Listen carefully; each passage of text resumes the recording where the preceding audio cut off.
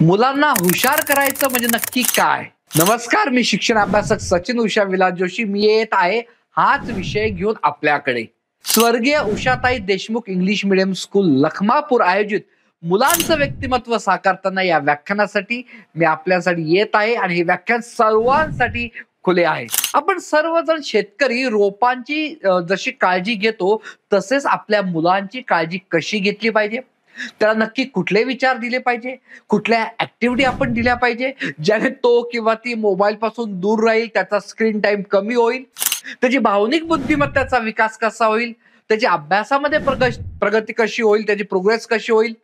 तुमच्या मनात बरेच प्रश्न असतात, जसे की त्याचं कॉन्सन्ट्रेशन होत नाही, काय केलं पाहिजे, हुशार आहे पण शिकवलेलं राहत नाही, माझा मुलगा किंवा माझी मुलगी खूप खोटं बोलते किंवा त्याला खूप राग येतो, या सर्वांसाठी काय केलं पाहिजे.